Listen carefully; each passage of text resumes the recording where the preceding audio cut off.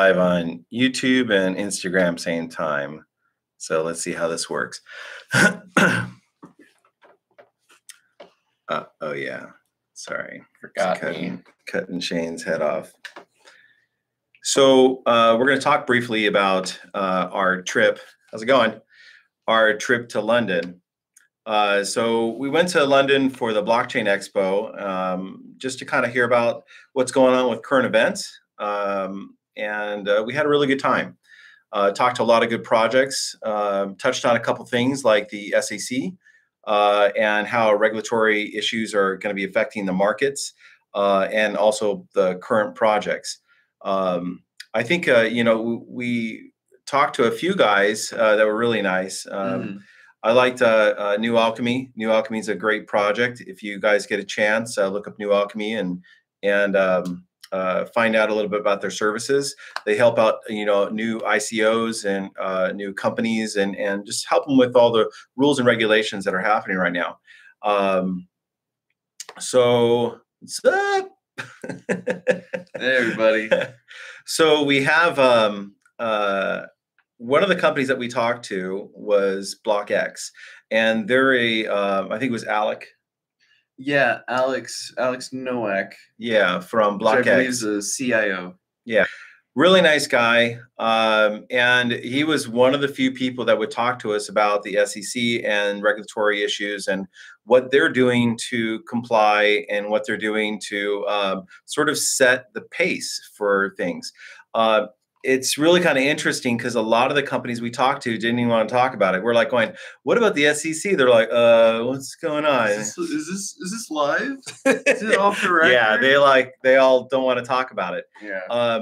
Or, they're trying to do some things that are kind of shady, which, I didn't really, it didn't make me feel too great about their project, but I understand why they're doing it. We weren't there to judge. Yeah, we're not there to judge. We're there to kind of figure out, how people are doing stuff. And it's really interesting.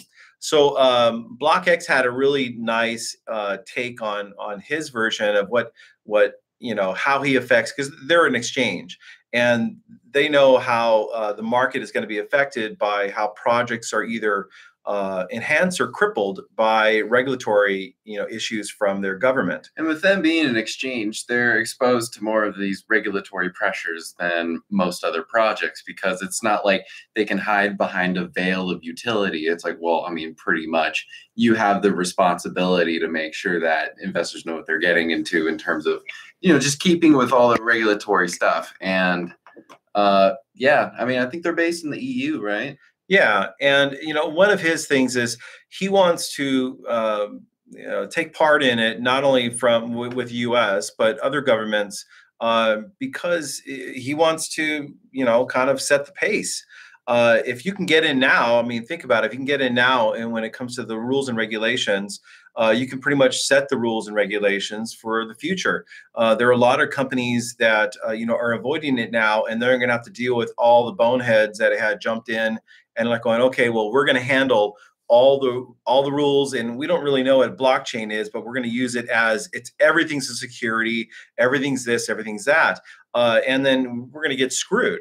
So I think in his standpoint, he wanted to step in and say, hey, look, I'm going to help you guys with sort of like an advisor of saying, hey, this is what we can do, this is what we will do, this is what people won't do, and this is what people will fight you at. And right now, a lot of people are just kind of avoiding the issue, or they're trying to fight. And when they fight, when you fight with someone that is completely unknowledgeable, like most governments that they don't even know what's going on. They don't know what blockchain is or whatever. They have a few guys, and what happens is they look elsewhere. Like there was a company that we talked to. They're based here in Arizona. They're doing their ICO and running things out of an island somewhere. I can't remember the name of the island, but they're doing that so they can avoid all the problems right now, because this is a very fast community, and we need to be able to move, and we can't just sit around for a year waiting for regulatory issues to ease up, or for them to get up to speed of what the hell everything is about. So some people are doing that. Some people are just they're not wanting to partake in an ICO just because they either don't need it or they've been around for a while, or they don't want to have to deal with any kind of binding, rules that are right now that may change in the future. And plus, trying to conform to all of the current regulations that are being proposed by people that don't know what they're talking about for the most part, it eats up a lot of your existing funds because every project has finite resources, and when all these funds are being allocated to just appeasement, then it takes away from other things that could help develop the project. And that's just bad for everyone, I guess, except the regulators. But I mean, what do they know, right? Most regulators don't know too much of anything, other than we're going to try to use the same rules that we do in other securities. And this is not the same thing, blockchain and the projects that are in, the blockchain of this crypto space aren't all the same. They're not all about money. They're about utility and function. And it's one of those things that will change. 90% of all the infrastructures are going to change their back end to run blockchain. So most people won't even know it's going on in the front, just because, most people are dumb. They don't want to know all those things. So, yeah, someone says he likes me working with you. So. Oh. Stupid. So yeah, we had a really interesting conversations with a lot of the projects that are out there. We visited some people that we've kind of followed along the way. Like we went to the Decred booth again. They're one of our. We always like talking to them. Always like talking to them. They're really cool with, with their governance platform, and they're really candid. They're not there to hide anything. And they aren't just about their self-governance layer, which in itself is a really big development and something that should be, focused on. But also, they're coming out with all these developments like cross-chain tech, atomic swaps, and just further improvements to what they have. So, I mean, they're a growing project, and that's not to say that they aren't already at a good size at this point. There's one of those people that have really good momentum and a good direction. Just good vibes. Yeah, like them.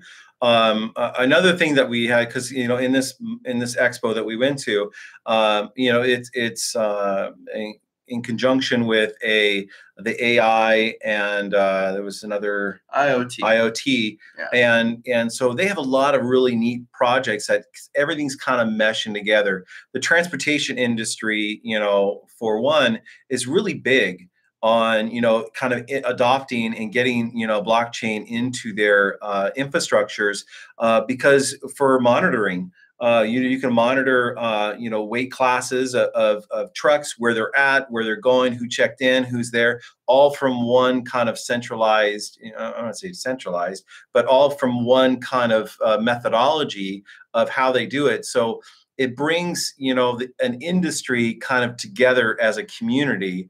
And so we all kind of like comply to this or that. So we don't have all this bunch of weird shit going on. And also another big thing was identity.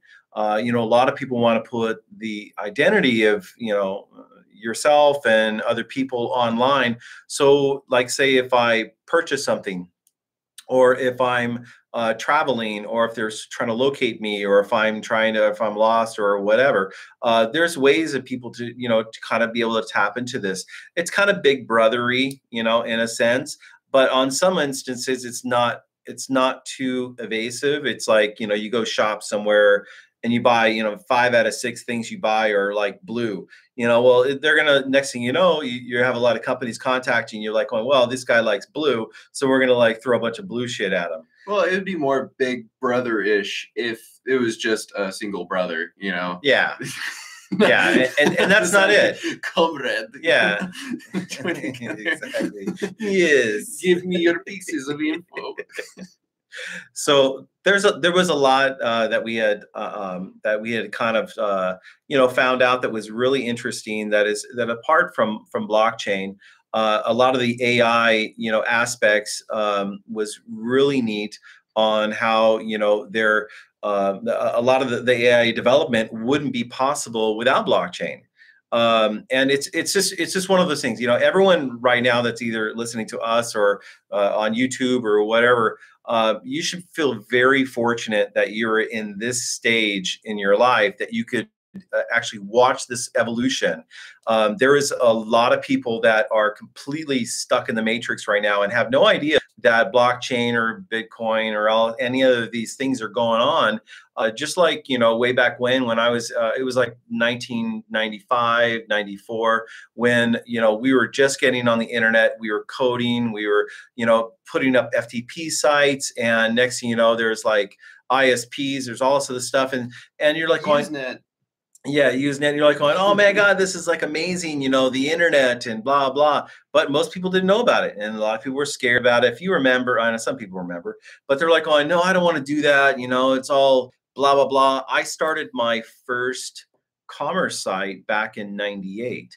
And in 98, people were like, I don't want to put my credit card in the space. Everyone's going to steal their stuff from me. And everyone was kind of scared. So they would have to call us, to make sure that we were like real people and we're not like scammers or something like that. And we had to do that for quite a few years. So it's really kind of interesting, the evolution of different stages of technology in our lives, especially right now with blockchain and knowing about the different crypto spheres that are out there and ways of doing things. I buy and sell a lot of things in terms of services or product with crypto.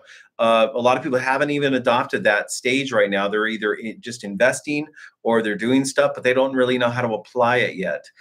So that'll it'll take a while for the majority of the populace to kind of go into that aspect of it. And it'll also take a while for the technology to feed back into that demand too. Yeah, because I mean, it's at a point right now. Could you imagine if, I don't know, a quarter of the total population just all of a sudden started using crypto? It would be hectic. It would be hectic at this point because they'd go crazy. Yeah. And the thing is, they can't call the Satoshi hotline and say, oh my God, what's happening? My thing doesn't work. I want my transaction declined. Yeah, my hashing's not tagging. I want to see your manager.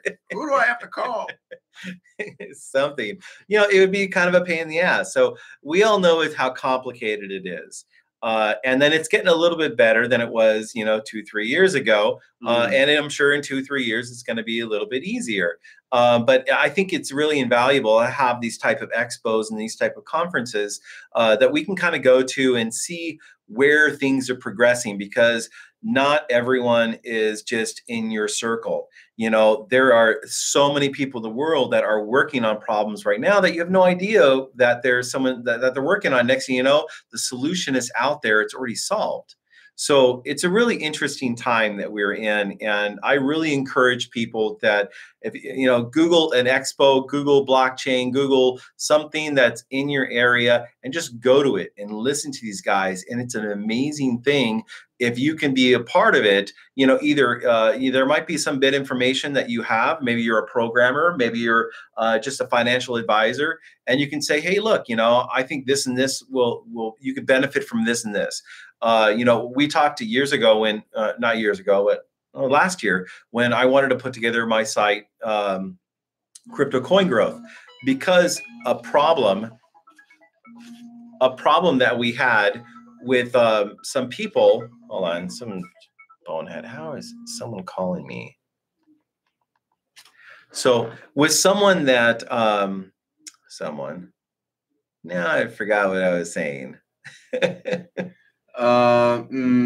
Calculating. Damn it. Stop calling me, people. Well, okay. You said someone, programmer, get involved with crypto. If someone wants to get involved with crypto, I don't know. Okay, I'll say something. So get involved. Wow. Oh my God. Who is this? I don't know. Some idiot. We're having technical difficulties. Please stand by. Screw those guys. I gotta how do I there? There. Now everything's off. Jerk faces. Oh, okay. Yeah, thank you. Thanks for the reminder. So you wanted to open your site. You're Oh talking about your yeah, site. yeah. Yeah. Sorry, I have too much shit in my head. So I opened my site last year, and because of that, I wanted to do it, and I was telling him, I said, look, we got to do something kind of legitimate because we're tech people, and there's always going to be like these people like that are all over the place now that are just like, hey, take my course and become a crypto, whatever, and they're going to screw you, and they're going to give you bad information, and their information is based upon what they saw on YouTube or some other kind of FUD and We're crap the that they had. experts. We're the experts. Yeah. So we wanted to put together our site. Just, I don't do anything. I fund my own stuff. I have money. I don't really give a crap. So, for that kind of stuff, I wanted to make sure that people have a unbiased opinion of these expos that are coming out there, technologies that are coming out there.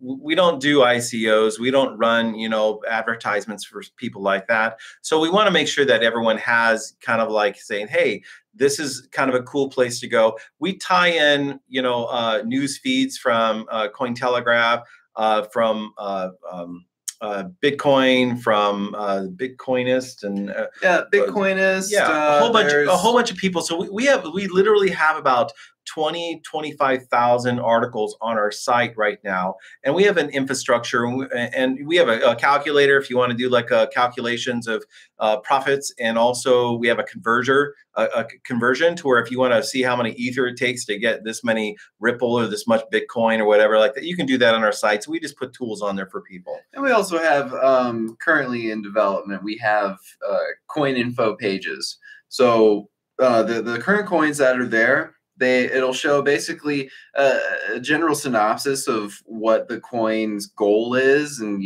what it does. And we also provide links to their website, and also where you can, if you sign up for the newsletter, you can get white papers as well. Yeah. for the coins. So, and some coins didn't have white papers, so we always had to actually create their white papers for them, which was kind of goofy.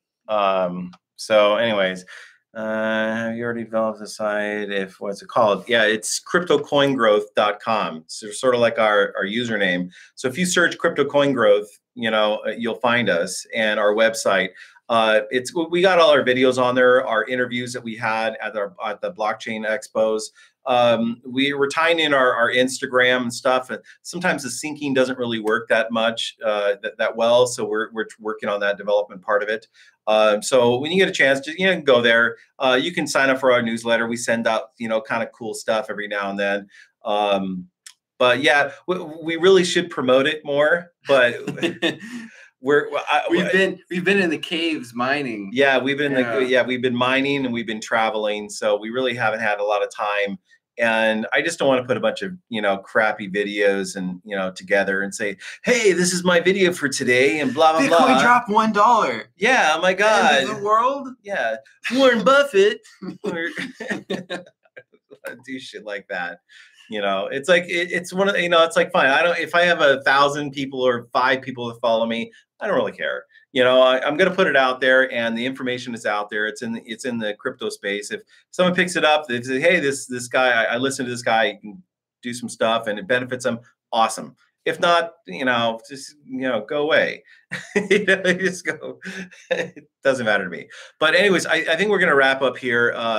Again, if you want to check out some of the interviews, the Blockchain Expo, you can go to our site at cryptocoingrowth.com because we have all the links there, or you can go visit our YouTube channel and what do we do? Oh, go to our YouTube channel. Just go to YouTube and type in Crypto Coin Growth, and you'll find us, and you'll watch some of the stuff that we have there too. So, anyways, yeah, and if you want to watch a whole playlist, we have a playlist made for that, and we also have here and this. Oh, goodbye, YouTube. Bye, YouTube.